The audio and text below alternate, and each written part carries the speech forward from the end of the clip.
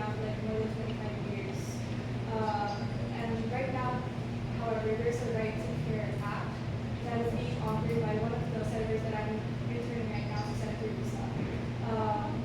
And it empowers, like, one of the provisions here, it empowers same-sex partners to decide for their partner if there's like medical emergencies or decisions that they have to make.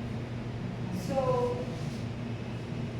meron din mga like ways or workarounds that is being implemented in presence in Samoa, which is the Right to Care card, which empowers same-sex partners to decide for their partner through the form of a special power of attorney. Pero ang nagiging problema doon is that not everyone applies for it, or not everyone goes through that process of securing a special power of attorney. What if, like, for example, lahat ng sa medical emergencies, life and death, like, you need to secure that SPA decide for your partner. So, given that fact, I just wanted to ask, like, do you think that the Right to Care card is an efficient workaround to address this problem between same-sex partners and medical decision-making for the partners? And then second is, what do you like basically think about the system right now that hospitals have to follow a hierarchy of kin rather than like allowing partners or same-sex partners to just have their counterparts who decide for them when it comes to emergencies? 4 hours ago, I think, I'm talking to Gigi. Iloilo City has passed the Right to Care ordinance in Iloilo City, just like in Quezon City. So that's one good development.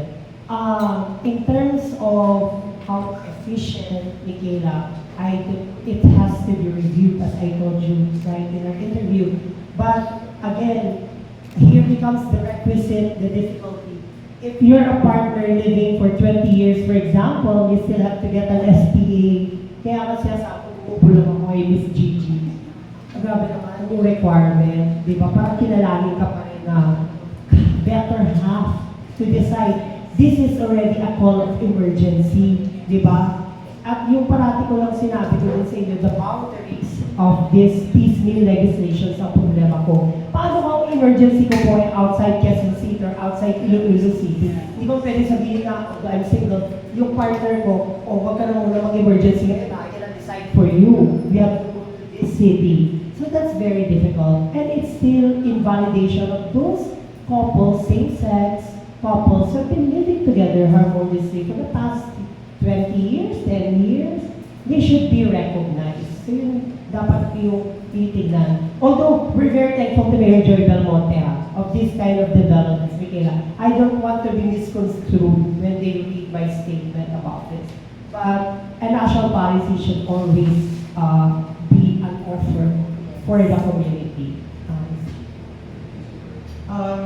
Dagdag ko lang din, no? Kasi parang, I would say that the system right now that we have, even the hospitals, no,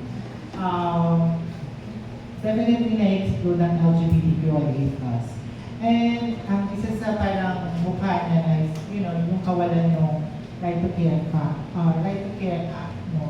So right now, in the movement, I think what's working right now is passing the Right to Care Act sa mga cities, which started in Quezon City. I know the movement is working on replicating it in the other cities, just like with the SUGIPED, no? Or yung anti-discrimination ordinance na nire-replicate din sa iba't ibang cities and municipalities. Siguro maganda lang din tingnan, no, sa usapin ng Right to Care Act. It also includes transgender people. Kasi may iba't ibang mukha yung relationship din ng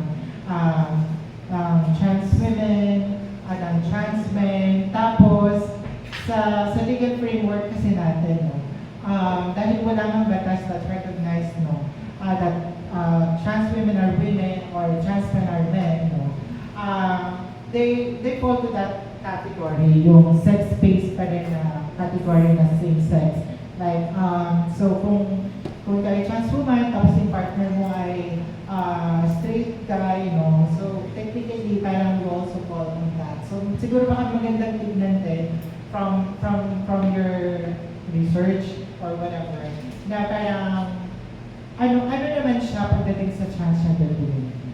Kasi knowing that there is a barrier as well for a trans woman to change their gender marker, no?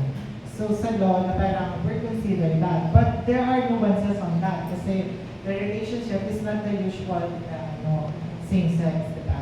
So, ayun. I think mag-apply ko sa akin since I'm actually married to an American. So, I'm married. Yeah. But yeah, actually me and my husband talked about this. And one of the steps that we took is we actually talked to, some hospitals kung paano nga namin gagawin yung mga ganyang decision making. And they advised us to get or secure an SPE. So yun daw yung talagang pinaka pinaka-available muna for now for us same-sex couples, no? But having this right to care bill passed in different settings, no, very good siya. Is it the best solution? To me, no. But for now, no, sa setup ng ating legal system, it is the most efficient way. So yes, I'm pro the right to care bill, but I'm hoping na mas mag-expand pa. But I know, kumbaga, baby steps tayo. Ganun naman talaga, sanay na yung LGBT plus community sa baby steps, no? So, cities passing this bill is already a big step for us, no? And it's funny because my husband actually said that Spain is the one who gave Catholicism or Christianism to the Philippines. And our constitution here in the Philippines is heavily kumbaga based sa religious concept before, no? And now, Spain actually is very open na, no? Spain has same-sex marriage. Pero, Philippines is still, kumbaga, takot at ayaw pa. Sabi niya nga, napaka-stupid ng mga lawmakers, which is stupid. Yun nga, kasi lagi nilang ginagamit yung religion. Lagi nilang ginagamit yung reasoning ng religion. Pero, ayun nga, without them realizing na yung nagbigay nga sa atin ng religion is okay na sila sa mga ganito. So hopefully, no, sa mga susunod na eleksyon, sa mga susunod na eleksyon, no, I am really hoping na we elect younger people. Why? Because younger people has a wider knowledge na or has that open mind na when it comes to these kind of issues. No? So yeah, and hopefully sa mga studies nyo maka-help din. Siguro just to add na lang din, no? Kasi parang Tess mention na parang tayo kung yung partner ko ay sa ibang city, no? So how can we apply for that?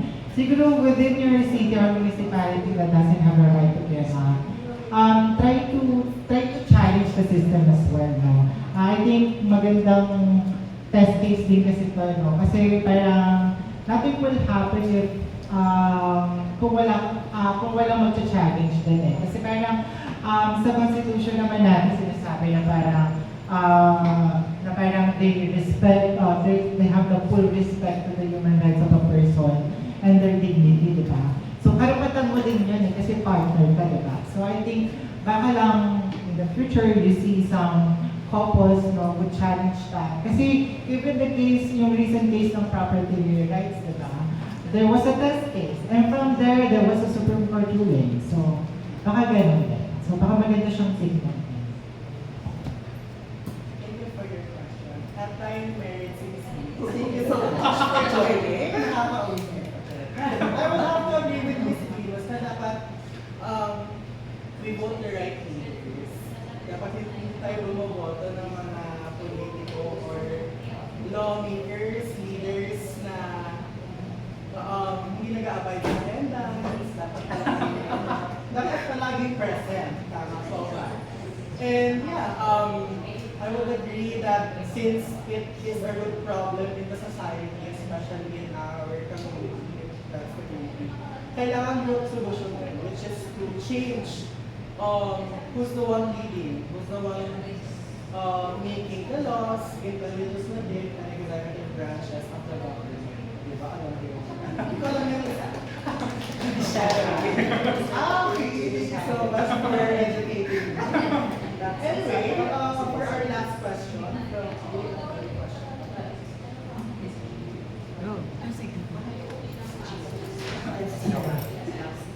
Okay. Okay. Ako muna tayo. My question goes sa you've been creative team. Okay, since you mentioned kanina, kind of that you contacted Miss Benz to do the documentary. So naisip ko lang, can you please share us what prompted you to encourage you to specifically ask Miss Benz to do the documentary?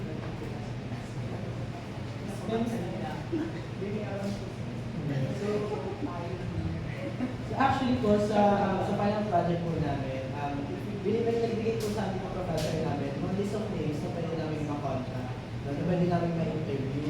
And apparently nung absent po kasi ko nun. Pero kasi sa Miss Des, nagturo po siya, nagturo po siya nag-talk po siya sa class namin. And ayun lang, sure mo muna sa kanya sa class. So, yung class namin kasi is queer cinema. So, Miss Benz talked in that class, pero it was more about yung activism nga niya, yung political considerations of being part of the community in the Philippines. So, although nakilala namin si Miss Benz doon, very surface level lang. But I guess, parang yung pagiging articulate niya kasi as yung very brief fragments of her life that she was able to share in the talk, it really inspired us to ask her at para mas makilala pa siya on a more personal level. Yeah. Sa pag-pick ko kasi ng topic namin, actually, maraming factors din. Inisip namin kung ano po yung mga bagay na pwede namin tanongin kay Miss Benz. And yung objective na malaman yung love life niya, hindi lang po yun para I think para learn mo siya also, kasi usually sa mga ganito mga documentary, kadalasan na feature ay yung mga political na aspeto sa kalanasan ng mga trans women. And I think mahalagang for me, as a mahalaga na daanan din natin yung aspeto ganitong aspeto ng buhay ng isang tao. Especially, nanggagaling yung story na to sa isang trans woman na marami na naranasan sa buhay at may pinaglalaban. Kaya, for me, bilang storyteller, ay makaka-relate yung mga trans women na hindi napapag-usapan yung mga ganitong bagay. And I think politics behind love. General na kapag nagmahal ka, of course masasaktan ka. But yung experience ng mga trans women, nakakonekta siya sa kalagayan or sa kalagayan ng ating lipunan. Dahil patriarchal yung society natin. Simula, bago pa dumating yung mga Espanyol dito sa Pilipinas, egalitarian. Yung mga babae, meron silang same na karapatan and kakayahan with men. Pero nung dumating yung mga Spaniards with their religion, unti-unti nababawasan yung kapasidad ng mga kababaihan. At itong ideolohiya na ito, malaki yung epekto niya sa kalanasan ng mga trans women ngayon. Hindi siya nababago kagaya ng mga kwento ko nila. And sana sa story ng Miss Benz ay makita natin na hindi lang ang problema ay dahil nagagaling sila ay trans women, kaya hindi sila minamahal ng mga straight guys, mga kalalakihan. But it's the society that tells that na nagsasabi na itong ang mga kalalakihan ay hindi sila pwede mag-date or magmahal ng trans women. So, ayun po. Thank you. Did she exceed your expectations? Marami na actually sa documentary po namin, 1 hour siya, and 1 to 2 hours. So marami po kami nagkwentuhan aside from the love life. No? And yeah, I hope that this I hope sana mas expand sa lahat ng documentary with the stories na pwede natin ma-share with other people. Last na, pero I also want to say na she did exceed our expectations. Very, kasi parang at the start of the project, we were thinking of it as just a project na we were looking more into yung political aspect of things. Pero really getting to sit with Ms. Benz and have that conversation with her, sobrang na-enlightened kami. At parang doon din naman lumitaw na mula sa mga personal na karanasan ni Ms. Benz as well as other people, parang makikita natin yung implications nito sa politics at sa mga at kung paano yung lipunan mismo yung na-implicate sa mga sariling karanasan. So yeah. I think in terms of thinking of the audience then, since we were introduced na to Ms. Debs through her legal focus series, we thought na it may be a bit intimidating for like regular people when they're being faced with legal things. So we wanted to tackle a more personal, emotional take. Kasi Filipinos are easier to persuade when we connect to them emotionally. Yeah, so kahit walang logic yung mga sikat na tao ngayon, like walang sense yung sinasabi. Pag connect sila emotionally, yun, malakas sila sa tao. So we wanted to show that these trans narratives and to make them relatable to even the regular people. And ayun, makilala nila na these people fighting for these rights have these stories that they are coming from, that even regular people are familiar with, diba? Especially in terms of talking about love. Everyone experiences love. So showing our stories, even these simple ones, can really relate to it. Dahil dyan, ready ka naman mag-guess na aming story. But of course, thank you so much for Thank you.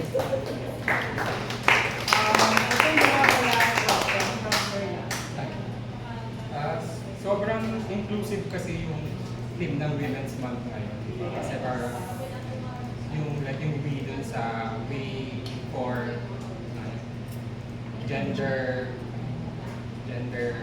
equality and inclusive society.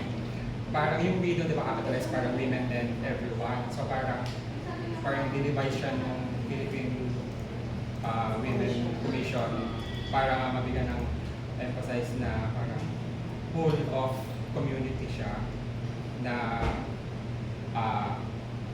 parang may include lahat ng babae or trans women sa pag-build ng bagong Pilipinas, di ba? So yun kasi yung sabi. So, pero hindi yung sinasabi niyo parang mostly yung mga advocacy niyo is more kaso parang nasa trans women lang yung focus, like yung respect sa identity, yung sa pronoun, yung sa hormones, and also yung sa right to care act. So, parang sayang din kasi yung di ba meron siyang theme na parang live life na babae na. So, kayo as trans women, meron ba kayong ibang advocacy na gusto rin i-push na in general talaga, as in lahat ng babae is makinakaw? Parang ganun. actually, yung SOGI equality bill, no, it's not just for trans women. Pinupush namin siya because we want not just the LGBTQ plus community, but also the cisgender community na makaranas or makamit yung gustong iparating ng bill na to. No? So, actually, yung mga pinupush ng STRAP na ng mga projects or yung mga sinusuportahan namin movements, yung LGR, it is not just for the trans women community. It is for everybody. No?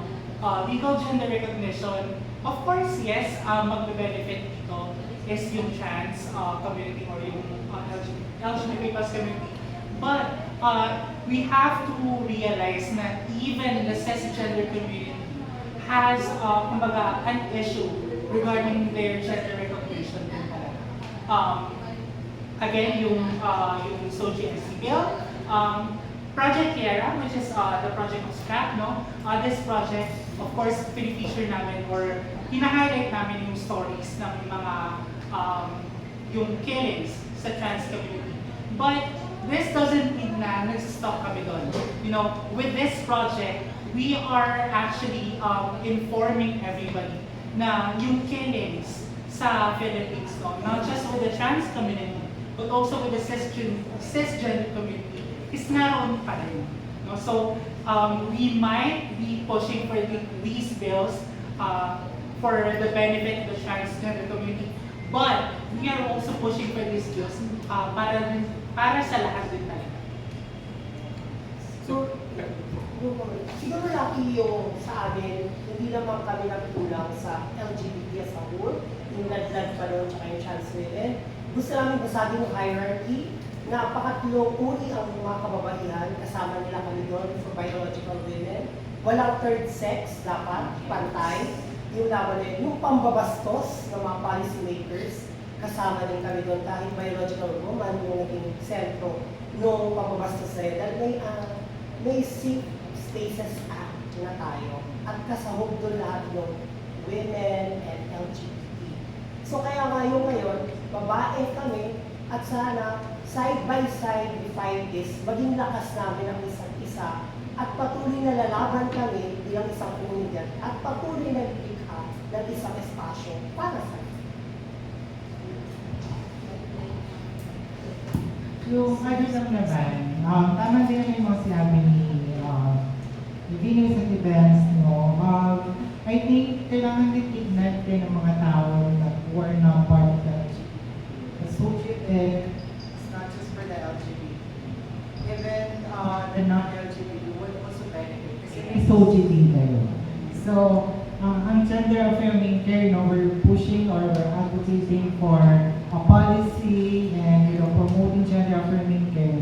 Hindi lang siya nagbe-benefit for the LGBTQIA+ community. Like even heterosexual people also need gender affirming care. Like some women, I don't want to use the word biological, but they are assigned female at birth and they ayun, so parang magpapa-enhance sila ng kanilang breast, diba? That's a gender affirming care, no?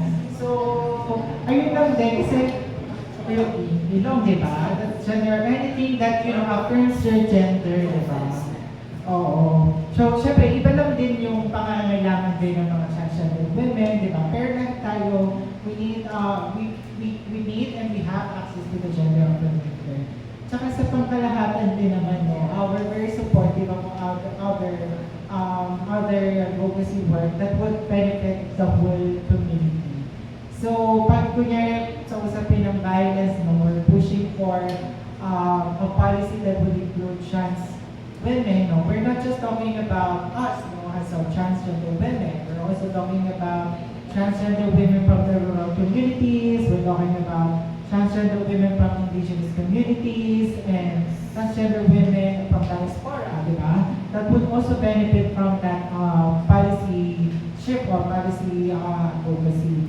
So, ayun lang naman, no? So, isa pa din maganda siguro indicator to your question as well, no? Meron kasi din tawag na Philippine Human Rights Plan. So it's a human rights plan where it includes different part of the sectors. So I believe the Office of the President was able to accommodate naman lahat of sectors represented from that process when they developed the human rights plan, including us, transgender women. And siguro may kanya-kanyang agenda lang din to push for our inclusion, of course, and our rights. We're luckily sa transgender women and together with the Gender Rights Incorporated, we were able to push to include trans women sa isang chapter ng human rights plan. So, ayun. Thank you. Yung dalawa siguro na may pagmamalaki namin, kasama kami sa laban ng asahod. The VAUSI at yung Reproductive Health Law, nandun kami. Isa namin sila sa mahabang laban na yun. Yung hindi lang trans women, but the whole LGBT community. Hindi kami nang-iiwan. So sana, huwag din silang magsara ng pito. Yung ibang feminist sa atin.